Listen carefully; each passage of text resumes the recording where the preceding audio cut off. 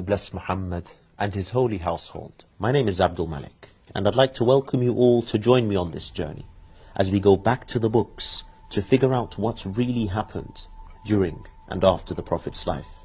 Peace and blessings be upon him and his family. Stay away from the Shia. How many times have you heard this statement? Don't go near them, don't talk to them, and certainly do not discuss religion with them, for they will only confuse and misguide you. What a shame.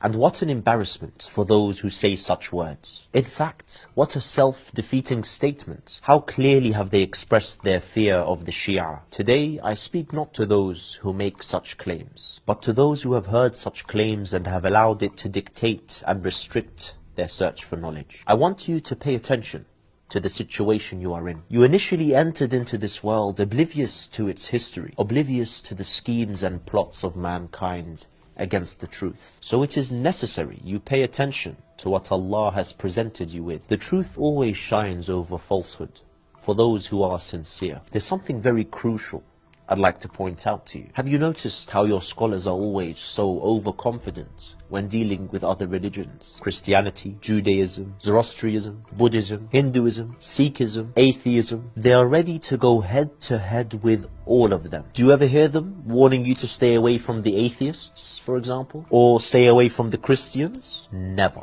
So why is this? Because these groups, with their false beliefs, hold no threat to them how clear the truth is from the falsehood. But the Shia, what is all this about? Had they been firm on the truth, it would have been of benefit for them to tell their people to propagate their religion en masse to the Shia, just like they do with Christians and atheists. You would have seen them organize massive crowds for large public debates, just like they do with the Christians and atheists. But never would they do such a thing, because they recognized the benefit for such a situation would be for the Shia themselves. Instead, they raised their voices, screaming and shouting, telling people to stay away from the Shia, instigating campaign after campaign to kill and silence the Shia. If the voice of the Shia had been falsehood, then believe me, they would not have wasted their time playing these games of propaganda and waging their campaigns of violence. They would have taken the Shia to the intellectual battlegrounds of debate and discussion. But instead they instill fear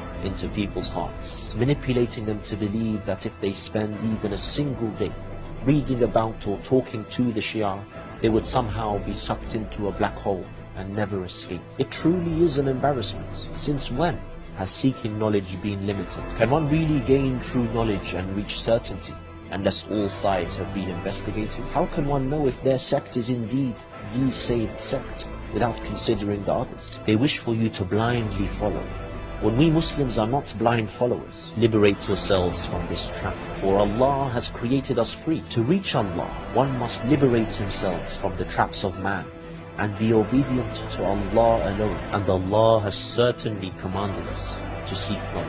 If someone is preventing you from seeking knowledge, then understand that he is hindering the very freedom that Allah has granted you.